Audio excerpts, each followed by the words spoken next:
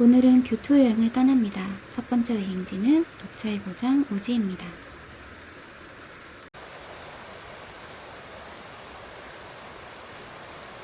우지에서 가장 먼저 찾은 곳은 오지바시예요.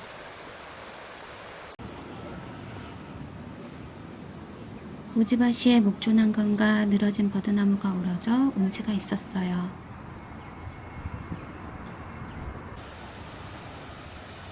다리 위에서 바라본 우지강과 마을의 풍경은 산의 배경으로 아름다웠어요. 생각보다 물살이 빨라 역동적인 느낌이었고 물이 맑고 깨끗했어요.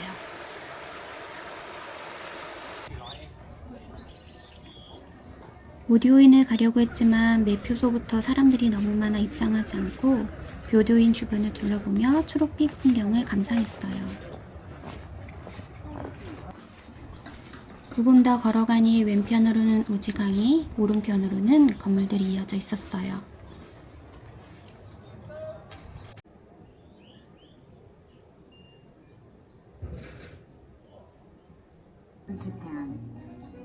관광 안내소 내부에서 다시 체험을 접수하고 있었어요.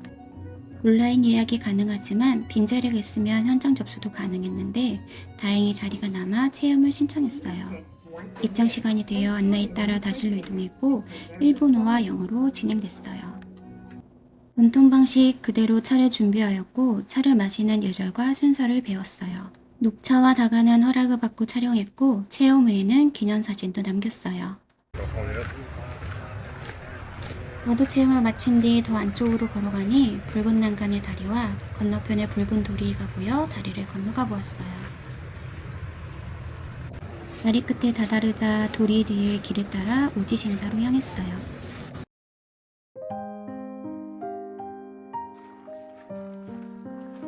우지신사는 입장료 없이 자유롭게 둘러볼 수 있었고 신사 건물 주변에는 초록빛 나무들이 많아 자연과 조화를 이루는 곳이었어요. 신사에서 나와 더 안쪽으로 걸어가서 붉은 도리를 지나면 초록빛 풍경이 펼쳐져 산책하기 좋았어요.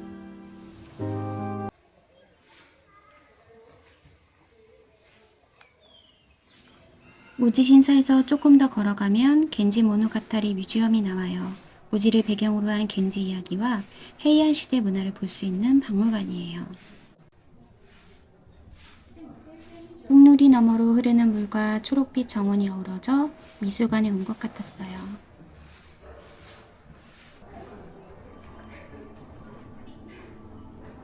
전시관 내부로 들어가자 조명을 받은 벚꽃나무와 흘림체 글씨가 인상적이었어요.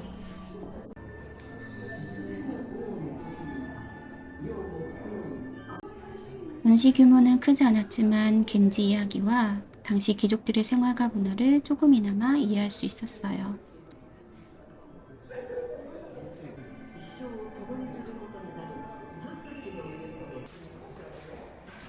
전시장 복도를 따라가면 도서관과 카페도 마련되어 있었어요.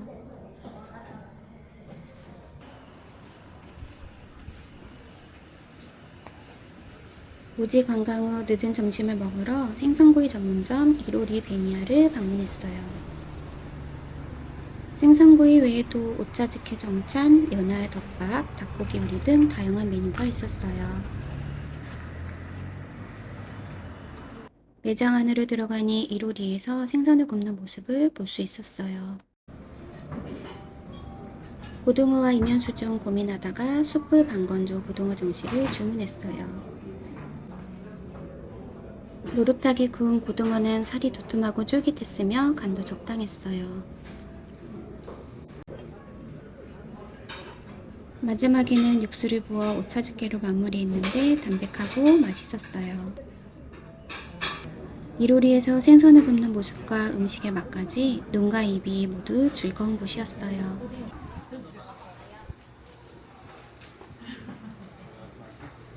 당고가 올라간 녹차 아이스크림을 먹으며 우지 여행을 마무리했어요. 숙소는 게스트하우스였는데 버스 정류장과 지하철역이 가까웠고 감옥안과 철학의 길도 걸어서 이동할 수 있었어요. 특히 매일 아침 사장님이 직접 준비해 주시는 조식이 정말 훌륭했어요. 저녁에는 숙소 근처를 가볍게 산책했어요. 가는 길에는 초록빛 나무와 강이 어우러져 풍경이 아름다웠어요.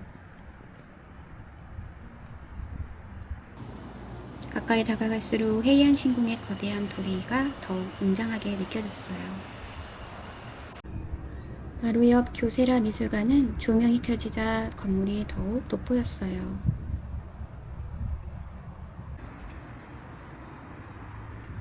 숙소 근처를 천천히 걸으며 하루를 마무리했어요.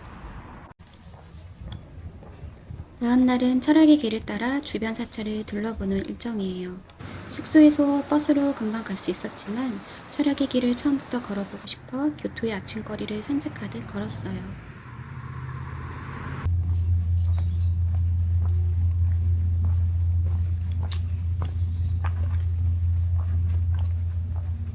철학의 길을 처음 본 순간 길게 이어진 수로와 초록빛 나무가 어우러진 풍경이 정말 아름다웠어요.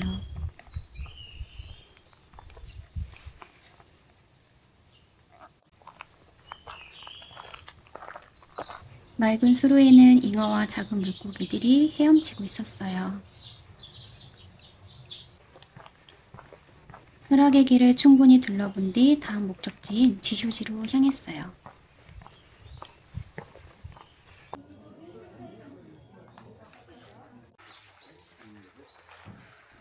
지쇼지 안으로 들어서자 모래정원과 사찰, 자연이 어우러진 풍경이 아름다웠어요. 천천히 자세히 살펴보니 각각의 아름다움이 더욱 돋보였어요.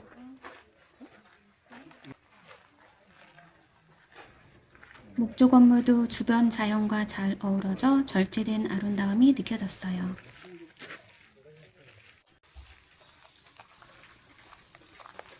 관람동선을 따라 더 안으로 가다 보면 초록빛 이끼와 작은 폭포가 어우러져 신비롭고 운치 있는 분위기가 느껴졌어요.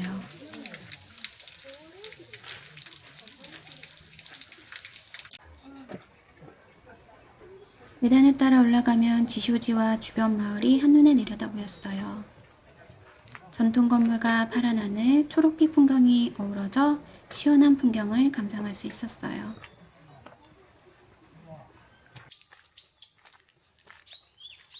지쇼지 곳곳에는 초록빛 식물이 가득해 걷는 내내 자연 속을 거니는 기분이었어요.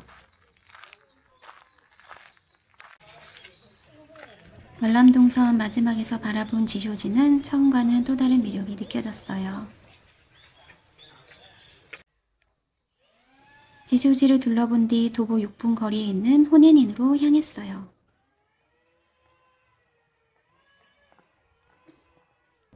경내로 들어서자 이끼로 뒤덮인 초가지붕 산문이 가장 먼저 눈에 들어왔어요. 계단을 따라 올라가니 문 너머로 펼쳐진 풍경이 마치 액자 속 그림 같았어요.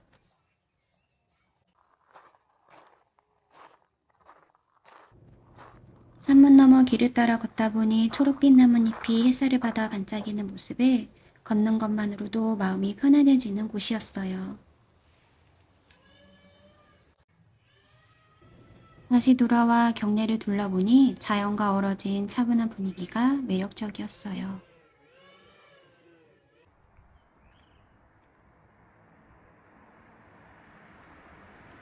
호네니는 둘러본 뒤 가까운 보타니 커피 교토를 방문했어요. 철학의 길과도 가까워 함께 들리기 좋았어요. 계단을 내려오면 초록 식물로 둘러싸인 야외 좌석이 있고 실내는 레트로 감성과 유럽풍 소품이 어우러진 분위기예요. 오전 9시부터 11시까지 이용할 수 있는 모닝 세트를 주문했어요. 버터 토스트, 딸기잼 요거트, 샐러드, 삶은 달걀로 구성되어 있었고 두툼한 토스트는 겉은 바삭하고 버터 풍미가 좋아 아침 식사로 잘 어울렸어요.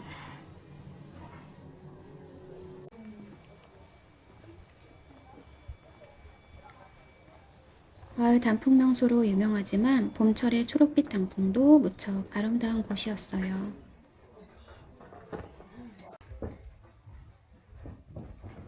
내부로 들어가자 연못과 초록빛 정원이 시선을 사로잡았어요. 마루에 앉아 연못을 바라보며 풍경을 감상하기 좋아 한참 동안 머물렀어요.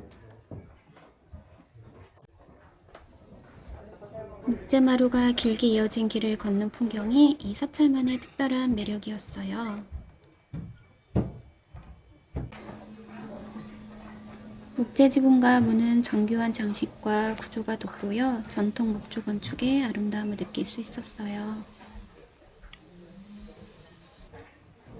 마루길을 걷다 보면 위로 올라가는 계단이 나오는데 이곳에서 경내 풍경을 감상할 수 있었어요.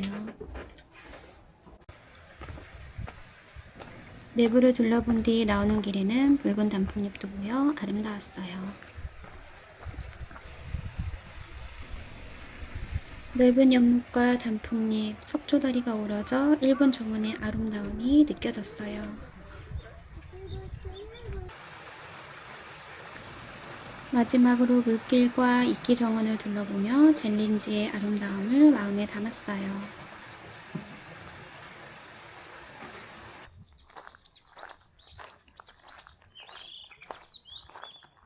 젤린지에서 도보 5분 거리에 있는 난젠지 수로각으로 향했어요.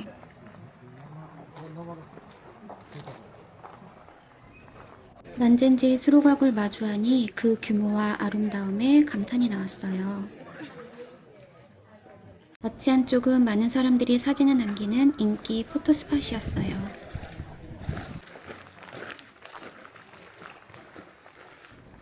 붉은 벽돌로 만든 아치형 수로교는 시간이 흐르며 자연스럽게 변한 색감 덕분에 운치 있는 분위기를 느낄 수 있었어요. 주변 풍경과 조화를 이루며 오래된 건축물만의 매력을 보여주는 곳이었어요.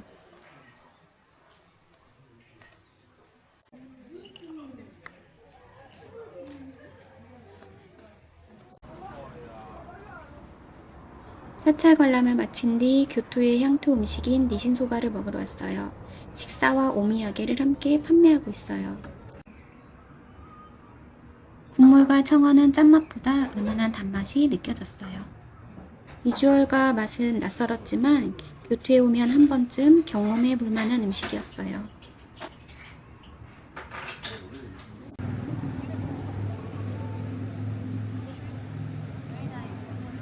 날이 너무 더워 숙소에서 잠시 쉬었다가 해질 무렵 감옥강으로 다시 나왔어요. 산조대교 위에서 바라본 감옥강 위로 하늘이 서서히 분홍빛으로 물들기 시작했어요. 다리미 산책로가 넓게 잘 조성되어 있어 강 풍경을 바라보며 천천히 걸어갔어요. 감옥강에서도 외가리를 만났는데 사람을 크게 경계하지 않아 가까이에서 볼 수 있어 신기했어요. 강 건너편 건물들의 불빛이 잘 보이는 곳에 자리를 잡았어요. 감호강의 물소리를 들으며 시원한 맥주를 즐기기 좋았어요.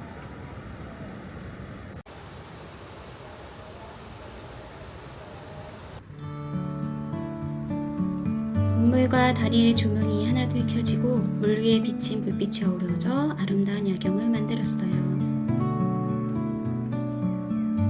감호강의 아름다운 야경을 마지막으로 교토 여행을 마무리했습니다. 다음 여행지는 나고야입니다. 시청해주셔서 감사합니다.